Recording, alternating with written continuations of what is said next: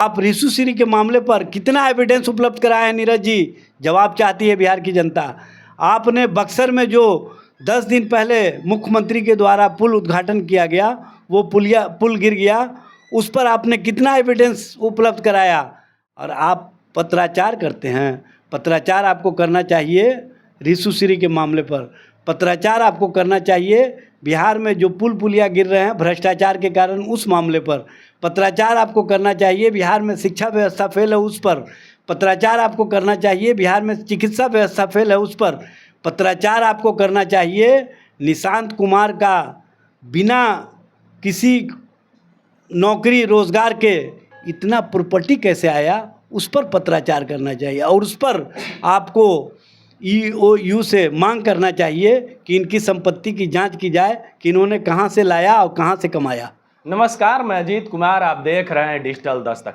जब से बिहार में नई सरकार की गठन हुई है, उसके बाद देखिएगा लालू परिवार पे लगातार निशाने किए जा रहे हैं। अभी हाल में देखिएगा जो राबड़ी देवी का 10 सर्कुलर रोड आवास मिला है, वहाँ 15 दिन का नोटिस दिया गया था। उसके बाद राबड़ी देवी और लालू प्रसाद यादव जी का सुरक्षा में कटौती की। उसके बाद अभी देखिएगा कि जदयू MLC नीरज कुमार राबड़ी देवी जी पर लगातार हमलावर हैं, कर रहे हैं कि एक कंगन जो एक देखिएगा भोजपुरी गायक सिंगर छोटू छलिया को देने के बाद ये भी एक विवाद गर्मा गया। अभी हमारे साथ राजद के प्रदेश प्रवक्ता एजाज अहमद सर से बात करेंगे। जब से नई सरकार की गठन हुई है बिहार में, तब से लालू यादव और उनके परिवार पर ही लगातार निशाना किया जाए।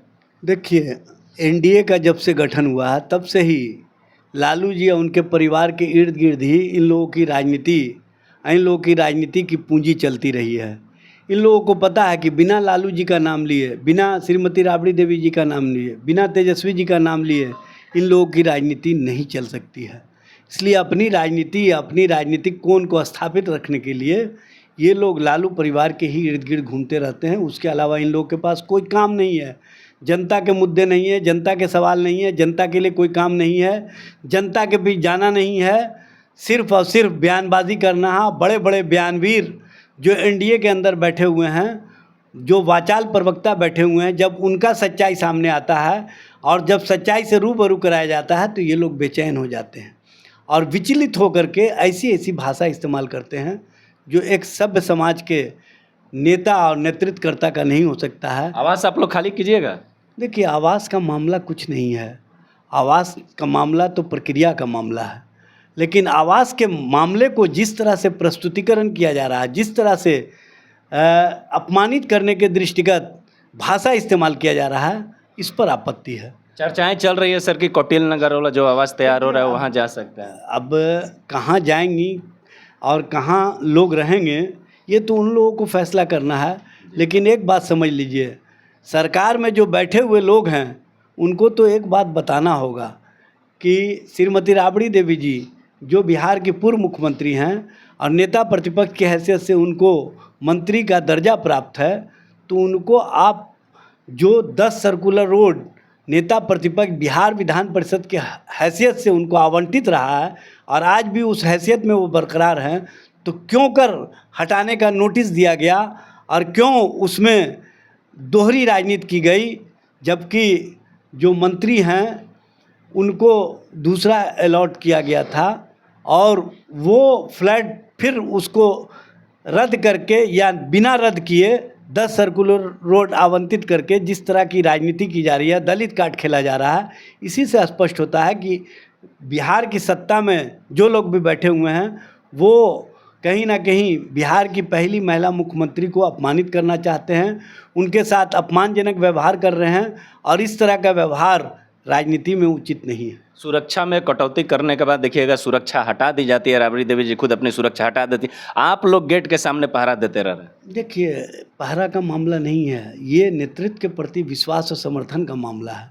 बिहार की जनता का जो विश्वास है उसको और मजबूत बनाने का मामला है और एक एक कार्यकर्ता नेता ये संदेश दे रहे हैं कि हमारे नेतृत्व के प्रति, हमारे नेतृत्वकर्ता के प्रति हम लोगों का जो विश्वास है वो मजबूती के साथ उनके लिए हम लोग खड़े हैं और आगे भी खड़े रहेंगे और बिहार की जनता के समर्थन और विश्वास के बल पर ही उनकी सुरक्षा है, ये बात समझ लेना चाहिए। सरकार की सुरक्षा और सरकार जिस तरह से सुरक्षा में कटौती किया है, ये अपमानित करने वाला खेल है और वैसे वैसे चंगू मंगू लोगों को सुरक्षा गार्ड मुहैया कराए गए हैं जिनकी कोई राजनीतिक हैसियत नहीं है।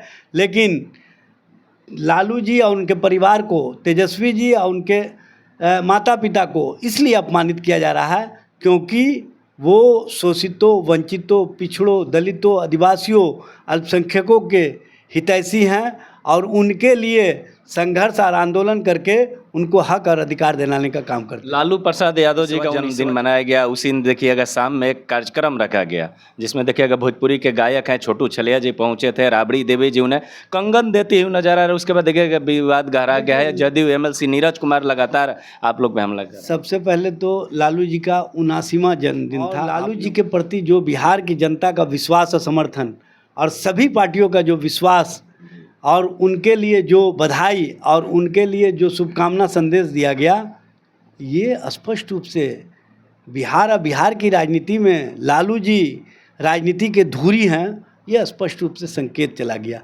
और इन लोगों को लगा कि लालू प्रसाद जी बिहार की राजनीति के धुरी हैं, इतना लोगों का समर्थन और विश्वास, गांव-गांव से लोग आकर के उनको बधाई दे रहे हैं, तो ये लोगों को पचा नहीं।